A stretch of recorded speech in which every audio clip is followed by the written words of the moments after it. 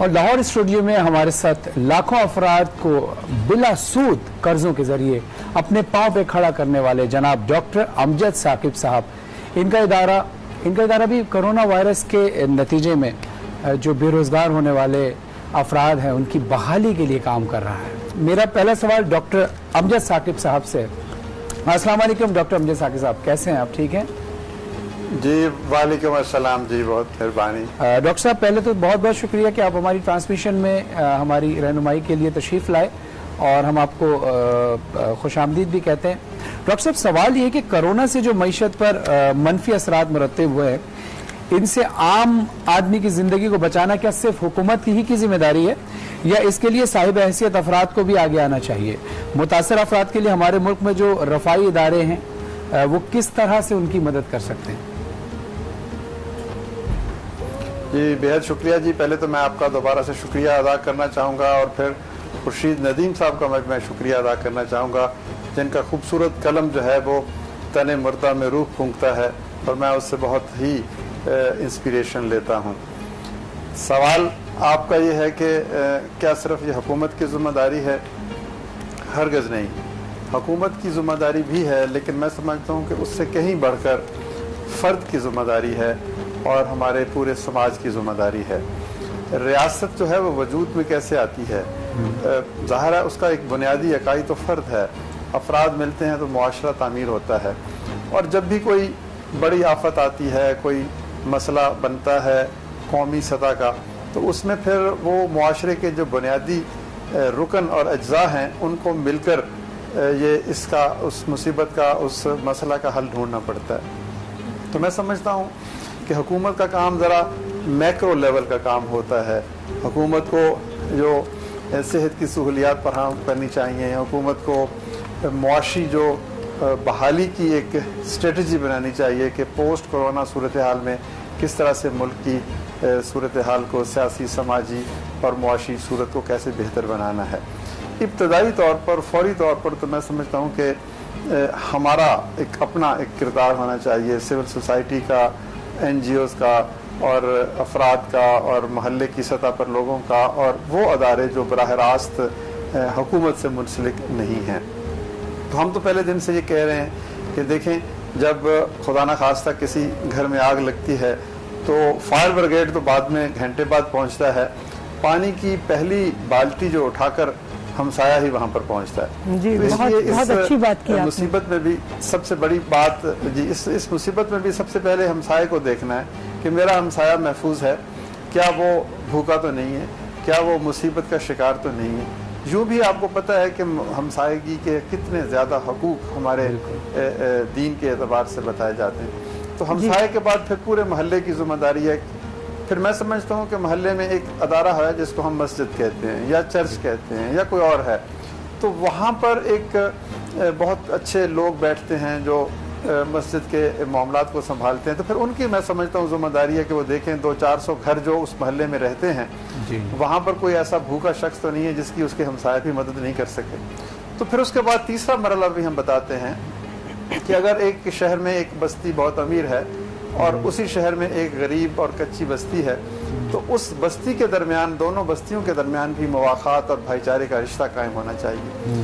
اگر یہ آپ مرحلہ وائز جیسے تینوں چیزیں دیکھیں کہ ہمسایہ، محلہ اور پھر بستی سے بستی تک محبت اور اخوت کا پیغام، تو پھر کوئی شخص بھوکا نہیں سوئے گا، کوئی شخص جو ہے وہ رات کو یہ کہہ کے آنسو نہیں بہائے گا کہ اس بھرے شہر میں کسی شخص نے مجھے کندھا فراہم نہیں کیا جہاں پہ میں سر رکھ سکوں۔ تو یہ ہے میرا پہلا نقطہ۔ دوسرا پھر یہ ہے کہ بہت سارے سماجی ادارے ہیں جو اس میں ایکسپرٹیز رکھتے ہیں، جو سماجی شعبوں میں کام کر رہے ہیں، ان کا proven credit record, track record ہے۔ تو ایسے ادارے پاکستان میں گلی محلوں سے لے کر بستیوں اور صوبائی اور قومی سطح پر کام کر رہے ہیں۔ سیلانی ہے، الخدمت ہے، اخوت ہے اور بہت سارے اور ادارے۔ تو یہ جو باقی اوپر کی سطح پر پھر جو گیپس رہ جاتے ہیں وہ ان کی ذمہ داری ہے۔ یہ لوگ حکومت کا نعم البدل نہیں ہیں یہ ادارے، لیکن یہ حکومت کے کام کو کمپلیمنٹ کرتے ہیں، سپلیمنٹ کرتے ہیں۔ جہاں کہیں حکومت نہیں پہنچ پاتی وہاں پر یہ پہنچ پاتے ہیں۔ تو پھر اس میں ان اداروں کے جو جیسے کہتے ہیں نا کہ بہت سارے ان کے ہم رکاب ہوتے ہیں جو لوگ، یہ ادارے سیاست سے اور کسی بھی طرح کی تمیز سے بلند ہو کے کام کرتے ہیں، ان میں شفافیت ہوتی ہے. تو یہ اگر کوئی شخص حکومت کے ساتھ مل کے کام نہیں کرتا تو پھر ان اداروں کے توسط سے کام کرتا ہے. تو یہ ایک پبلک پرائیویٹ سیکٹر کی ریلیشن شپ بھی چاہیے، اور سماجی شعبہ میں کام کرنے والے اداروں کی بھی چاہیے، اور پھر فرد کی بھی ایک اس میں ذمہ داری بنتی ہے. اور میں تو آپ کو ایک اور بات کہوں گا کہ یہ ایک جنگ ہے کرونا کے خلاف. یہ کوئی جو محاذ آرائی ہو رہی ہے، یہ ایک جنگ ہے، اور جنگ جو ہے وہ قومیں جیتتی ہیں، جنگ حکومت نہیں جیت سکتی اکیلے یا تنہا. تو اس میں ہم سب کو سیسا پلائی ہوئی دیوار بننا چاہیے، ایک دوسرے کے ساتھ ہاتھ ملانا چاہیے.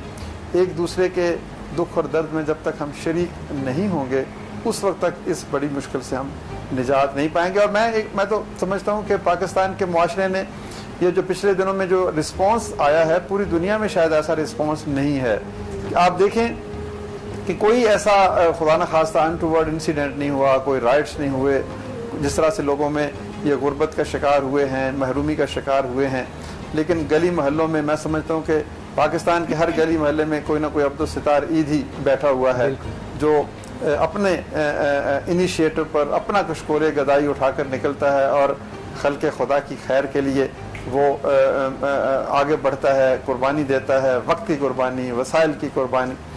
تو یہ ہماری قوم نے ہمیشہ مشکل کے وقت ثابت کیا ہے کہ ہم اس وقت ہر طرح کے سیاسی اور فرقہ وارانہ اور علاقائی جو امتیازات ہیں ان سے بلند ہو کر ہم یکجا ہو جاتے ہیں، اور پھر تبھی ہم اس آفت کا مقابلہ کر پاتے ہیں.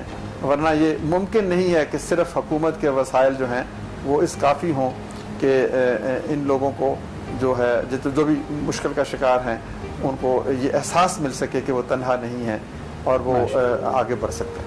جی بہت بہت شکریہ ڈاکٹر صاحب. اور پرعزم پاکستان پروگرام کا مقصد بھی یہی ہے کہ لوگوں تک دینی، سماجی، معاشرتی ہر طرح کی جو بھی معلومات ہیں وہ صحیح طرح سے پہنچائی جائیں.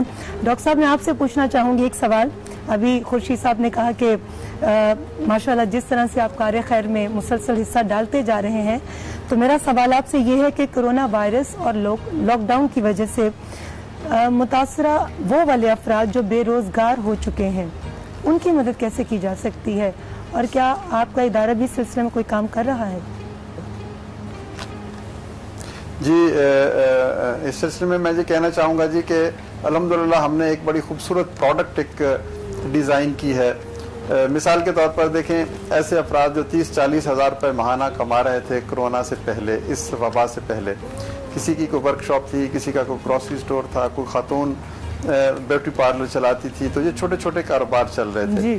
اب سڈنلی اس آفت کی وجہ سے یہ کاروبار جو ہیں یہ موقوف ہو گئے، بند ہو گئے. تو اب مہینہ 1.5 مہینہ گزر گیا تو ان لوگوں کے پاس جو ایسٹ تھے اب وہ بھی بکنے پہ آ گئے ہیں. بالکل صحیح. تو یہ بڑی مشکل میں ہے. تو ہم نے کہا کہ ان کے لیے بھی ایک پروڈکٹ ہونی چاہیے کہ 12 ملین افراد کو تو حکومت نے 12 ہزار روپے دے دیا، لیکن یہ جن لوگوں کا میں ذکر کر رہا ہوں ان میں سے اکثر یہ نہیں چاہتے کہ وہ راشن لینے کے لیے لائن میں کھڑے ہوں، کیونکہ وہ تو کام بیواؤں کے لیے ہے یا معذور افراد کے لیے ہے یا عمر رسیدہ لوگوں کے لیے ہے.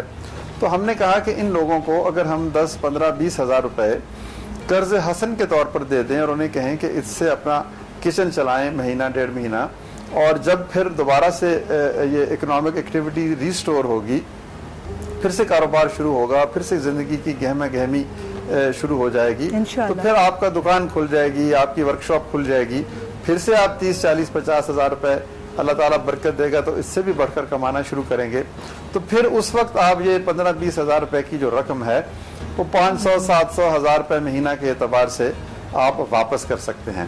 تو ہم نے یہ جو پروڈکٹ ڈیزائن کی ہے اس میں عزت نفس بھی ہے، اس میں وقار بھی ہے، اس میں رفاقت بھی ہے، اس میں اخوت اور بھائی چارہ بھی ہے. ڈاکٹر صاحب بہت معذرت سے ڈاکٹر صاحب آپ کی بات ادھوری رہ گئی تھی، میں چاہوں گی کہ آپ اپنی بات مکمل کیجیے. جی تو میں عرض یہی کر رہا تھا کہ ہم ایسے لوگوں کو جو پہلے سے کاروبار کرتے ہیں اور اس کاروبار کی بندش کی وجہ سے تنگ دستی کا شکار ہو رہے ہیں اور ان کے ایسٹس بک رہے ہیں، ان کا گھر کا سامان تو چلو اللہ تعالیٰ محفوظ رکھے، لیکن ان کے کاروبار کے سامان، ایک خاتون مجھے ملی اس کا بیوٹی پارلر تھا، وہ کہنے لگی کہ جی میں تو اپنی کرسی اور میز بھی بیچنے لگی ہوں, نہ جانے اس کے بعد مجھے یہ پیسے کہاں سے ملیں گے اور میں کاروبار کیسے شروع کروں گی.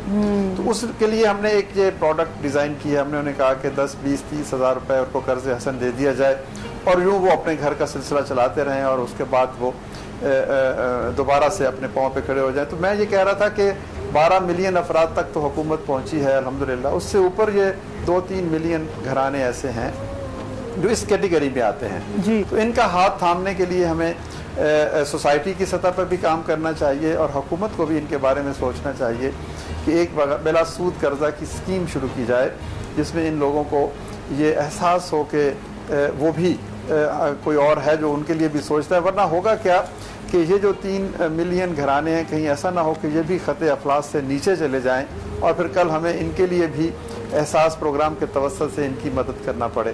تو یہ دنیا میں آپ دیکھیں, فرانس میں آپ دیکھیں, یورپ میں آپ دیکھیں کہ وہاں پر بھی حکومتوں نے جو انٹرسٹ ریٹس کو 0 کر دیا ہے. یعنی جب غیر معمولی صورتحال ہوتی ہے تو اکانومی کو آگے بڑھانے کے لیے اور فرد کی غربت کو ختم کرنے کے لیے یا اس کو کاروبار پر آمادہ کرنے کے لیے یا اس کی جو سماجی ضروریات کو پورا کرنے کے لیے قرض حسن ہی دیا جاتا ہے.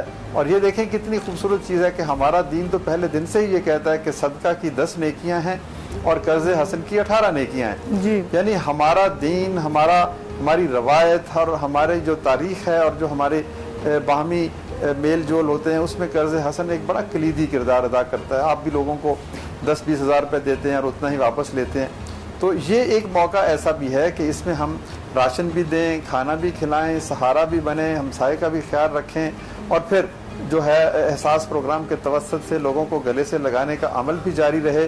اور کیا ہی اچھا ہو کہ ہم قرض حسن کی اس دیرینہ اور گمگشتہ روایت کو پھر سے سینے سے لگائیں اور کسی شخص کو جا کے کہیں کہ کیا غم ہے جو رات ہے اندھیری, میں راہ میں روشنی کروں گا.